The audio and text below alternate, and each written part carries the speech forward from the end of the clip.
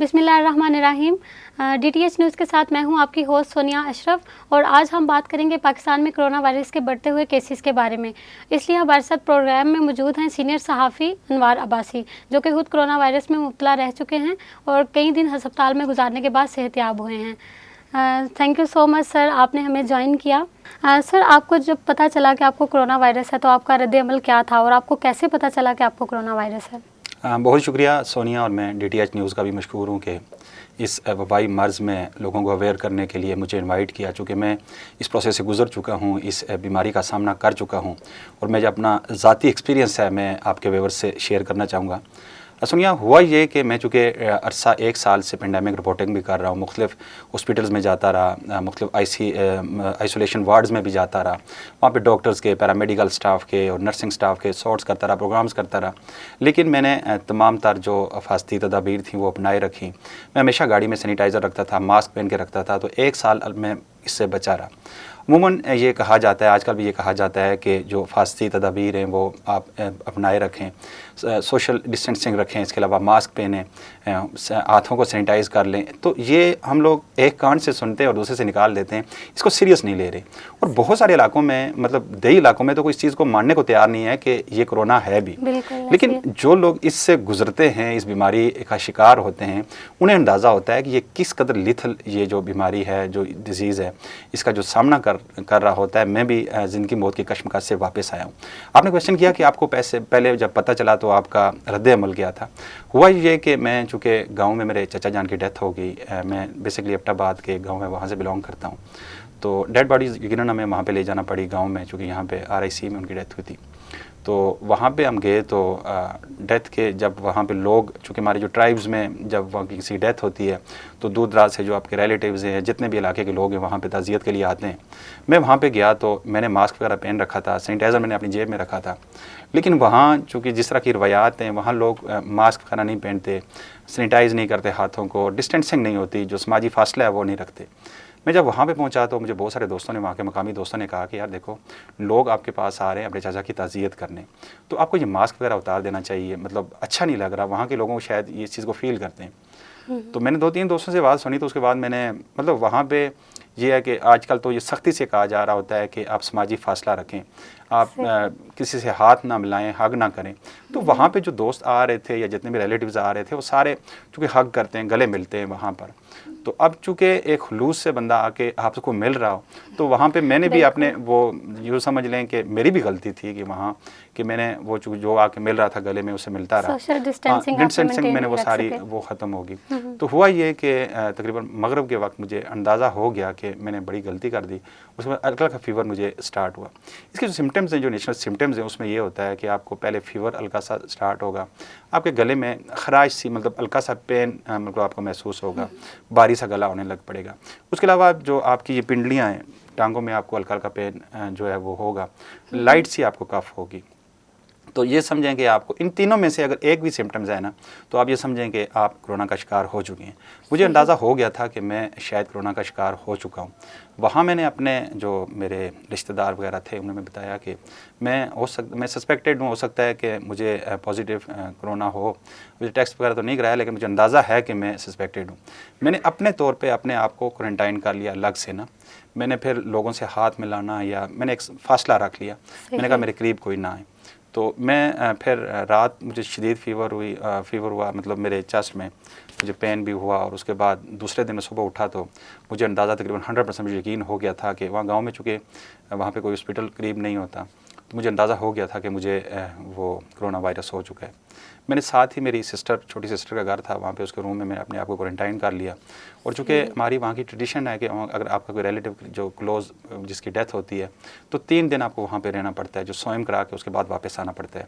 तो मैंने भी किसी को फॉलो किया और मैंने अपने आप को एक अलग रूम में क्वारंटाइन कर लिया। वहाँ पे जो वही होता है इब्तदाई तौर पे, जिस तरह बताया जाता है कि जी आप यखनी लें, कावा लें, इस तरह की चीज़ें, और साथ पैराडोल में लेता रहा 3 दिन। लेकिन मेरा फीवर कंट्रोल नहीं हो रहा था, मतलब 3 दिन मुझे काफ़ी शदीद किस्म का फ़ीवर हुआ। तो उसके बाद चौथे दिन मैं जब आया, इस्लामाबाद आया, तो मैंने सबसे पहले जाके अपना टेस्ट करवाया, तो वो पॉजिटिव था।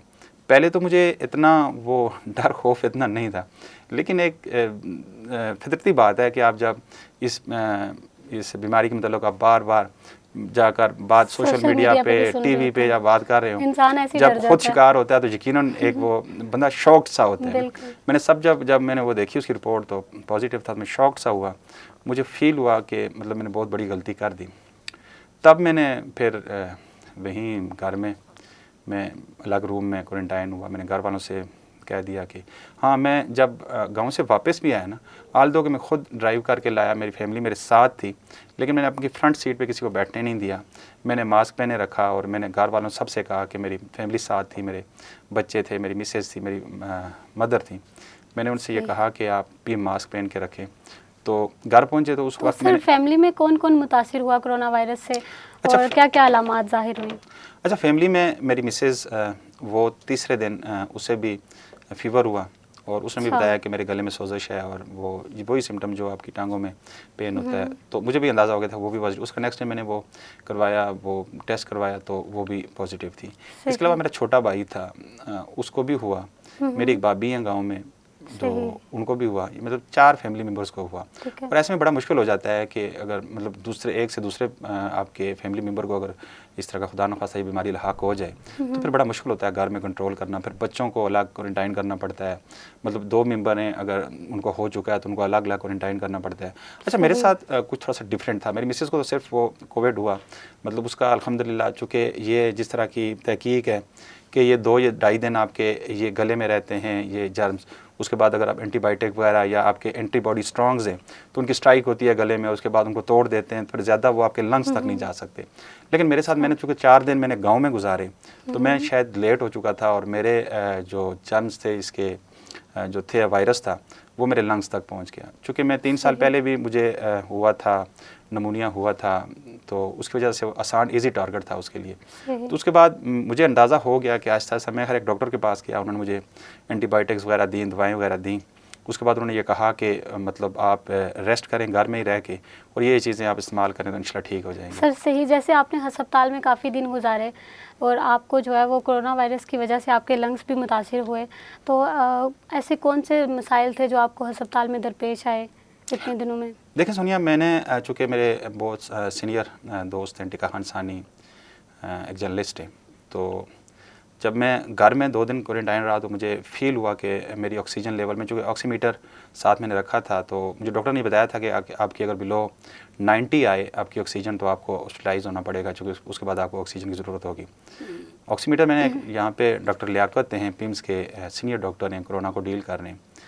मैं उनके पास यहाँ पे एक निजी क्लिनिक है, वहाँ पे गया तो उन्होंने मेरे HR स्कैन और एक्सरे वगैरह किए, तो उन्होंने कहा कि आप पूरी तरह आपके जो लंग्स हैं मुतासर हो चुके हैं, आपको ज़रूर अब होना पड़ेगा, हॉस्पिटलाइज होना पड़ेगा।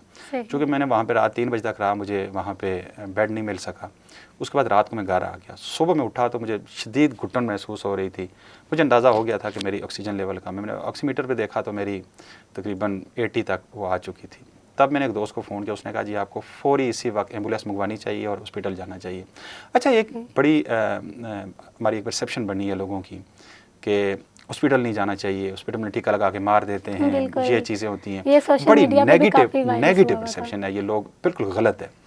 मैंने उसी वक्त वो उसको फॉलो किया और मैं AHTIC जो है ये चक शहजाद के पास जो कोरोना इन्फेक्शन का बेहतरीन हॉस्पिटल है, मैं वहाँ पे पहुँचा। फ़ौरी मुझे उन्होंने वहाँ पे एडमिट किया और आप बिलीव मी सोनिया कि जितनी अच्छी ट्रीटमेंट वहाँ उस हॉस्पिटल में मेरी हुई, वहाँ पे डॉक्टर्स का, नर्सिंग स्टाफ का जो रवैया था इंतहाई अच्छा था। और कभी मुझे डॉक्टर्स ने, हालांकि मैं बड़ा क्रिटिकल था, मतलब बाद मिड में जाके मेरी ऑक्सीजन लेवल पे बहुत लो हो गई, मेरा CRC जो टेस्ट है वो उसका 54.5 पे आ गया, जो कि उमूमन आम ह्यूमन बॉडी में तकरीबन 0.3 तक होता है। मुझे अंदाज़ा था कि मैं काफ़ी स्फेयर हूँ, लेकिन डॉक्टर्स ने मुझे किसी मौके पे भी मुझे ऐसा डिसहार्ड नहीं होने दिया।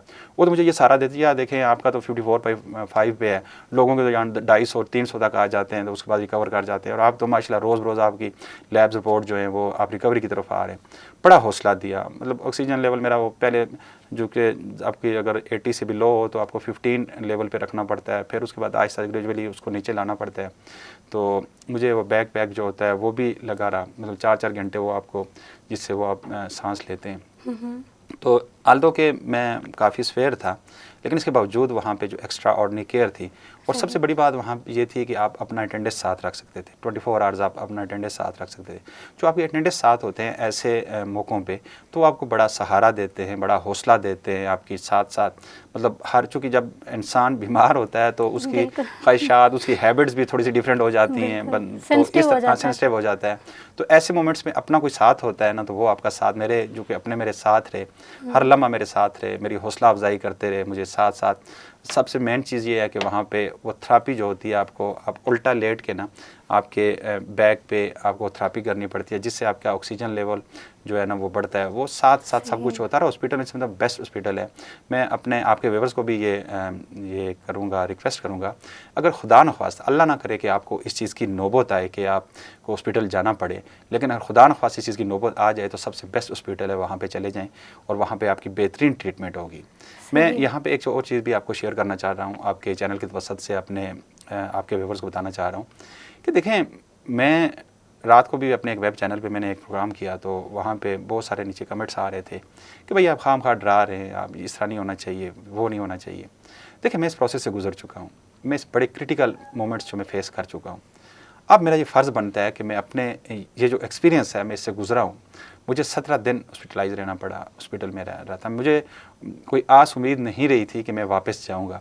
और बिलीव मी सोनिया, जब मैं वहाँ से डिस्चार्ज हुआ तो मुझे मेरा भतीजा मुझे व्हील चेयर पे ला रहा था। जब मैं हॉस्पिटल के गेट, पहले मुझे अंदाज़ा नहीं था 17 दिन कि बाहर धूप है, बारिश है, क्या हो रहा है, लोग क्या कर रहे हैं, क्या नहीं कर रहे। मेरी ख्वाहिश थी कि एक दफ़ा मैं बाहर जाके बाहर की दुनिया देखूं। इंसान को अपनी ज़िंदगी का, अपनी इसका सेहत का एहसास उस वक्त होता है जब वो बेड पे होता है वहाँ पर, और ख़ासकर इस तरह की। और मेरे साथ ही जो बिल्कुल सामने जो एक वार्ड थी, वहाँ पे इंतहाई हाई फ्लो जो पेशेंट्स हैं, इंतहाई क्रिटिकल, वो पेशेंट कौन से थे? वो ये पेशेंट्स थे जो जिस तरह की परसेप्शन जिन लोगों की है कि हॉस्पिटल नहीं जाना, वहाँ पे इंजेक्शन लगाकर आपको मार देंगे, ये वो लोग थे। अब वो उन लोगों की चीखें, मतलब अधूरी चीखें होती हैं, जब वो चीख रहे होते हैं वो चीख नहीं पाते। आप यूँ समझें कि किसी, जिस तरह जानवर को ज़बह कर दिया जाता है, उसके गले से खराट से निकलती है, इस तरह की आवाज़ें। इंतहाई मुश्किल मोमेंट्स होते हैं वो।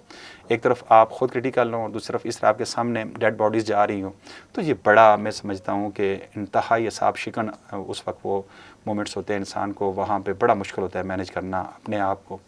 इंसान देख रहा होता है कि मेरे साथ 10-15 मिनट पहले कोई आया या घंटा पहले आया, उसकी डेड बॉडी जा रही है। तो मैं इन चीज़ों से बचने के लिए मैं आपके व्यूअर्स को ये रिक्वेस्ट करूँगा हाथ जोड़कर कि खुदा रहा एहतियाती तदाबीर अपनाएं। आजकल इस चूँकि जो दौर में भी जो थर्ड वेव है इंतहाई ख़तरनाक साबित हो रही है, इसमें कैजुअलिटी रेट्स भी बढ़ गए हैं, और उसके अलावा मतलब आप देख रही हैं कि लोग फिर भी एहतियात नहीं कर रहे। आप आज भी बाज़ारों में जाएं, उसी तरह रश है, लोग मास्क नहीं पहना, मतलब सोशल डिस्टेंसिंग नहीं है। तो हम इन चीज़ों को कब फॉलो करेंगे? खुदा न ख्वास्ता अगर यही सूरत हाल हमारी रही तो फिर हमारा हाल भी खुदा न ख्वास्ता इंडिया वाला ना हो जाए। ओके सर, बहुत शुक्रिया आपका प्रोग्राम में तशरीफ़ लाने के लिए। अब होगी आपकी बात सिर्फ DTH न्यूज़ पर।